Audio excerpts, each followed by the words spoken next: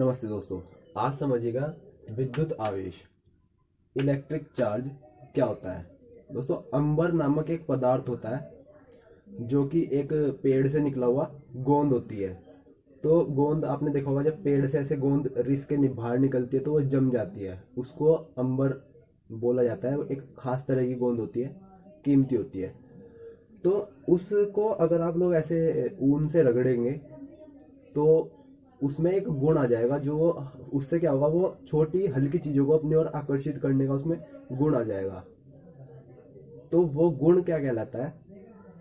विद्युत आवेश। ठीक है। तो अभी ये तो किताबी भाषा हुई, मैं आपको अपना बताऊं। जैसे हम लोग जब छोटे थे तो स्कूल में जब सर्दियों में आपने देखा होगा टोपा पहनते हैं ना, टोपी सिर पे लगाते हैं। तो उसको अगर आप ऐसे सिर में रगड़ेंगे और फिर छोटे छोटे कागज के टुकड़े ऐसे रख के और उसके ऊपर ऐसे ऐसे करेंगे तो वो उस पर चिपक जाते हैं। तो वो क्या था? वो यही होता है, विद्युत आवेश, इलेक्ट्रिक चार्ज। ठीक है, इस चीज को समझिए। और ये सिर्फ इसी में नहीं होता, बहुत सारी ऐसी चीजें होती हैं, आबनूस होती है, गंधक होती है, लाख होती है। इन सब में अगर इसको आप ऊन से रगड़ेंगे तो उसमें एक गुण आ जाएगा जो कि छोटी चीजों को अपनी ओर आकर्षित करता है। उसको क्या बोलते हैं? विद्युत आवेश, इलेक्ट्रिक चार्ज।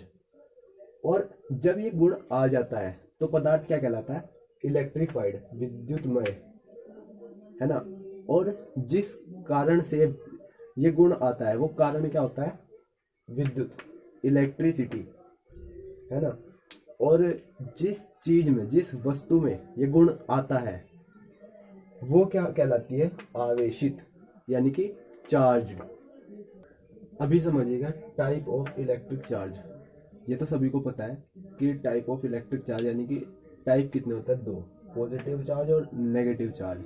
अपन उस पर नहीं जाएंगे, अपन समझेंगे कि अगर जैसे कोई पूछता है आपसे कि पॉजिटिव चार्ज को कैसे आइडेंटिफाई करोगे और नेगेटिव चार्ज को कैसे आइडेंटिफाई करोगे, तो कैसे करोगे उसके लिए ये समझिएगा। जैसे आपको पता है कि परमाणु होता है जो, तो एटम एटम में होता क्या है? बीच में नाभिक होता है जिसको बोलते हैं न्यूक्लियस। तो न्यूक्लियस में प्रोटॉन होता है और न्यूट्रॉन होते हैं। तो प्रोटॉन और न्यूट्रॉन और तीसरे प्रकार का एक कण होता है जिसको बोलते हैं इलेक्ट्रॉन। वो चारों तरफ इसके अलग अलग ऑर्बिट्स में चक्कर लगाता है। और जितना पॉजिटिव चार्ज यहाँ प्रोटॉन पे होगा उतना ही नेगेटिव चार्ज इन इलेक्ट्रॉन्स के पास होगा। अब जब नेगेटिव चार्ज और पॉजिटिव चार्ज बराबर है तो ये परमाणु जो एटम है ये पूरा पूरा विद्युत उदासीन होगा, विद्युत उदासीन, है ना। अब अगर इसमें कुछ इलेक्ट्रॉन और डाल दिए जाए, ये इलेक्ट्रॉन डाल दिए, तो इलेक्ट्रॉन जब इसमें बढ़ गए तो क्या हो गया? ये हो गया नेगेटिव चार्ज। ये नेगेटिव चार्ज इसमें ज़्यादा हो जाएगा तो इसमें कौन सा चार्ज आ जाएगा? नेगेटिव। अब अगर इसमें से इलेक्ट्रॉन निकाल लिए जाए, ये निकाल लिए जाए, इलेक्ट्रॉन हटा दिए जाए, तो जब इलेक्ट्रॉन कम हो गए या फिर इसमें प्रोटॉन बढ़ा दिए जाए, प्रोटॉन बढ़ाते जाए, तो क्या होगा? ये पॉजिटिव चार्ज इस पे आना स्टार्ट हो जाएगा और ये क्या चार्ज हो जाएगा? पॉजिटिवली चार्ज हो जाएगा।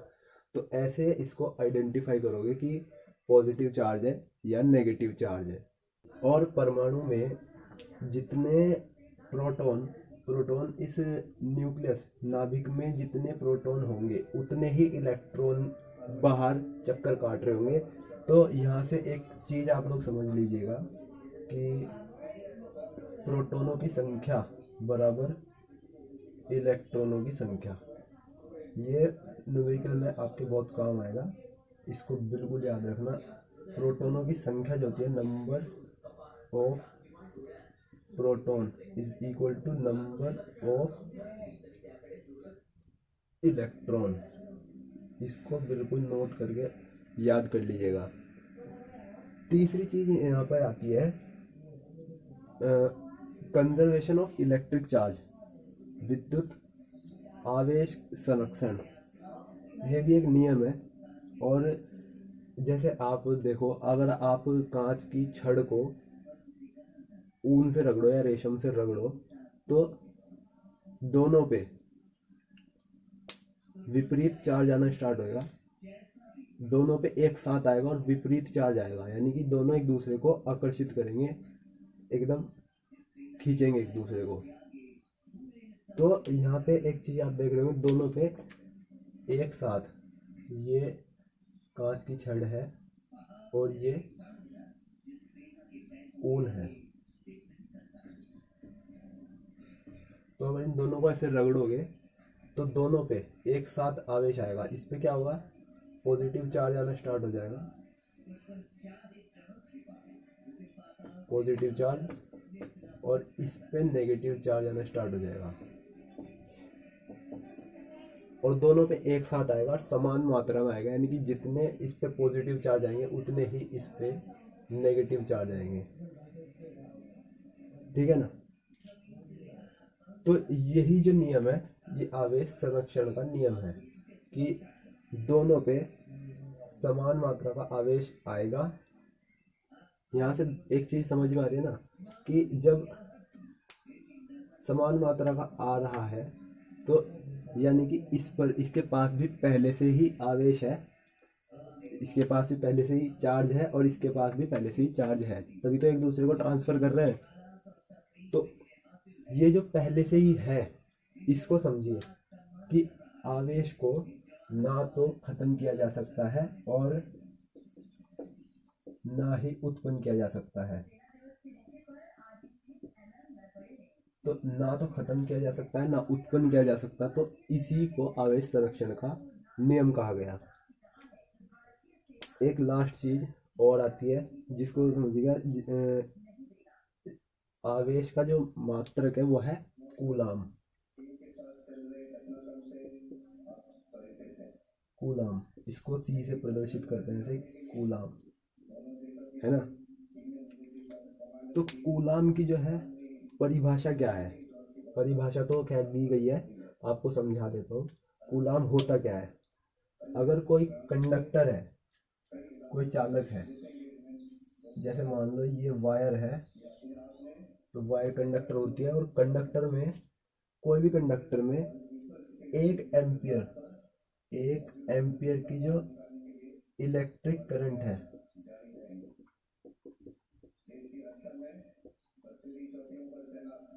1 एम्पियर का इलेक्ट्रिक करंट 1 सेकंड तक फ्लो होता है। 1 सेकंड तक कोई विद्युत धारा, 1 एम्पियर की विद्युत धारा 1 सेकंड तक किसी कंडक्टर से फ्लो होती है, तो उसको क्या बोलेंगे, एक कूलाम। ठीक है ना, एक कूलाम।